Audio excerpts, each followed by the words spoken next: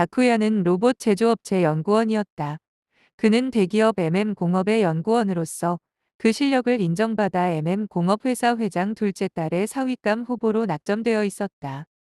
하지만 다쿠야에게는 사내 커플인 야스코가 있었고 그녀는 다쿠야의 아이를 임신했다고 했다. 다쿠야는 아이를 지우라고 했지만 야스코는 그럴 생각이 없었다. 하지만 야스코는 다쿠야가 MM 공업 회장 딸과 결혼하는 것을 오히려 응원하고 있었다. 다쿠야의 상사인 나오키는 MM 공업 회장의 아들이었다. 아들이라는 이유만으로 아무런 실력도 없는 그가 자기 상사로 있는 것이 마땅치 않았으나 회장 딸인 호시코와 결혼하기 위해서는 오빠인 나오키에게 잘 보일 필요가 있었다. 회장 딸인 호시코의 신랑감 후보로 거론되는 사람은 또 있었는데 그는 같은 개발부서 후배인 하시모토였다. 하시모토는 근면성실하고 착한 청년이었으나 호시코는 하시모토 쪽보다는 다쿠야에게 더 마음이 있는 눈치였다. 어느 날 나오키가 다쿠야와 하시모토를 자기 사무실로 불러서 중대한 얘기를 한다. 야스코와 교제 중인 남자는 다쿠야뿐만 아니라 자신과 하시모토 또한 그녀와 관계 중인 걸 알고 있다는 얘기였다.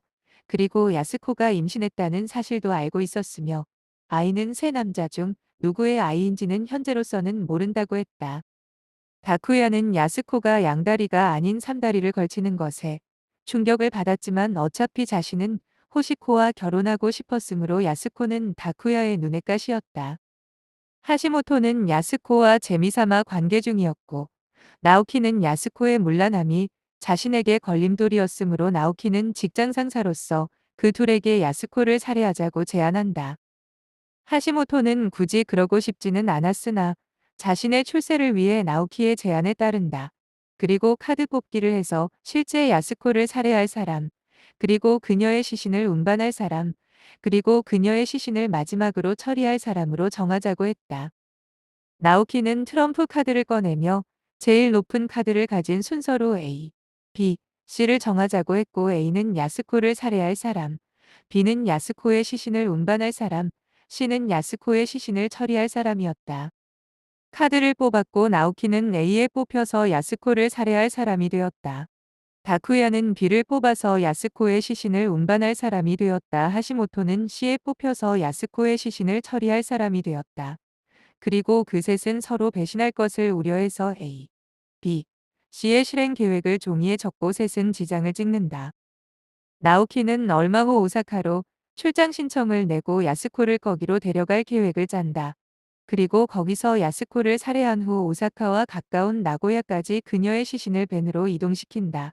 그 후 타쿠야가 나고야에서 도쿄 근처인 아스기까지 그 밴을 운전해서 하시모토에게 전달하면 하시모토는 그 밴에 있는 야스코의 시신을 자기 차로 옮긴 후 도쿄에서 최종 처리한다는 계획이었다. 다쿠야는 자신도 출장 신청을 회사에 낸 후 나고야로 향했다. 그리고 호텔을 잡았고 약속 시간이 되어 나오키와 약속된 주차장으로 가보니 흰색 밴이 주차되어 있었다.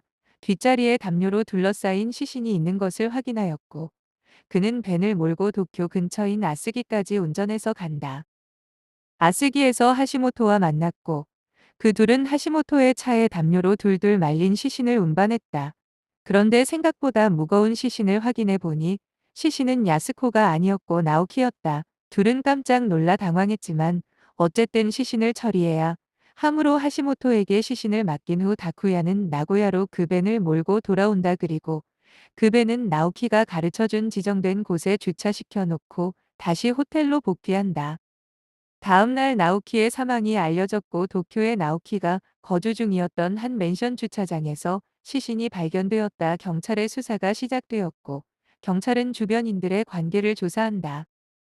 다쿠야는 나오키의 장례식에 참석했고 거기서 야스코를 발견한다. 죽었어야 할 야스코가 살아있고 나오키가 죽었으므로 다쿠야는 나오키가 야스코를 살해하려고 하다가 오히려 자신이 죽었을 것이고 야스코가 여자이기 때문에 야스코와 함께한 공범이 있을 거라고 생각한다.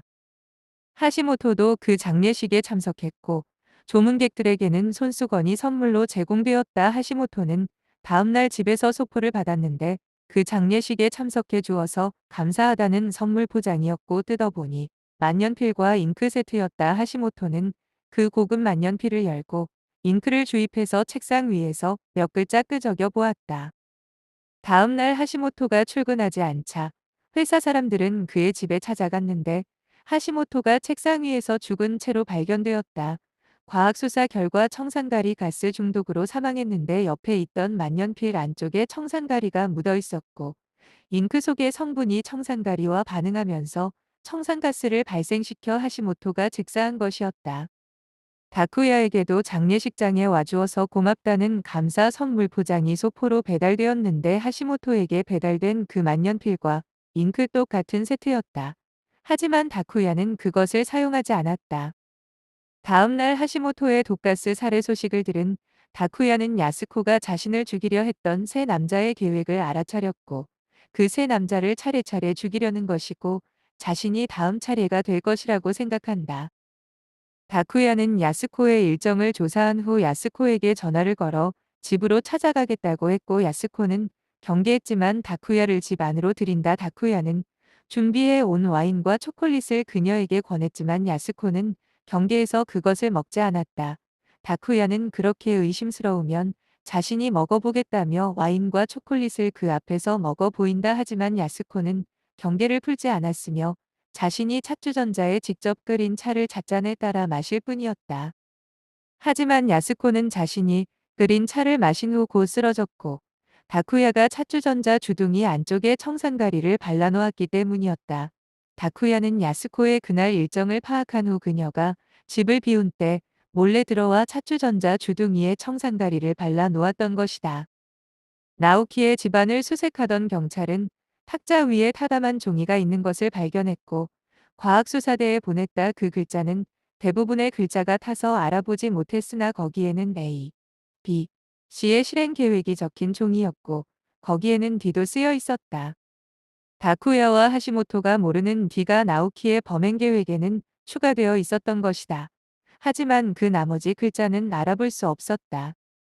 시골에서 상경한 유미에라는 여자는 공업에 입사하여 로봇 개발부에 사무직에 배치된다. 자신과 같은 고향의 동창이었던 고로라는 남자는 공업의 생산부에 입사하였는데 예전부터 유미에를 좋아하고 있었다. 하지만 유미에는 고로와 같은 생산부의 유지라는 남자를 좋아했고 유지는 로봇에 의해 생산되는 제품 공장에서 로봇의 이상 유무를 감시하는 교대 근무를 하고 있었다. 그리고 고로 또한 유지와 같은 업무였고 유지와 맞교대하는 일이었다. 고로는 유미애가 유지와 결혼하려 하는 것을 알고 유지를 죽이기로 결심한다. 유지가 근무 중인 공장으로 들어가 작동 중이었던 로봇을 정지시키고 유지가 로봇의 이상 유무를 확인하기 위해 로봇 밑으로 들어간 순간 로봇을 재가동시켰다. 그리고 유지는 로봇의 기계 팔에 의해 짓눌려 죽고 만다. 이 사실을 야간 시찰을 나온 로봇 개발부의 나오키에게 들켰고 나오키는 그 점을 약점으로 붙잡고 고로를 자신의 야스코 살해 계획의 뒤라는 사람으로 추가시킨다. 야스코를 살해하기 위해 오사카로 불렀고 거기서 나오키는 고로에게 야스코를 살해 후 시체를 담요에 말아서 흰색 밴 안에 넣어 놓으라고 지시한다. 그러면 자신이 그 밴을 몰고 다쿠야가 있는 나고야까지 운반할 계획이었다. 하지만 고로는 그 지시를 따르지 않았고 자신이 담요를 둘러쓴 채 흰색 밴 안에서 기다리고 있다가 나오키가 그 흰색 밴을 몰기 위해 탔을 때 그를 목졸라 죽인다. 다쿠야는 그 사실을 알게 된 후 고로를 불렀고 로봇 개발 실험실에서 고로를 따로 만났다. 밤이어서 아무도 없었지만 다쿠야는 고로와 함께 격렬한 몸싸움을 한다. 이 사실을 뒤늦게 알고 찾아온 유미에가 다쿠야를 말렸지만 다쿠야는 유미에 또한 공격한다. 다쿠야가 유미에의 목을 조르고 있을 때 로봇 개발 실험실의 로봇이 다쿠야를 공격했고 다쿠야의 목을 졸라 죽인다. 그것은 고로가 로봇 조종용 콘솔로 조작한 것이었다.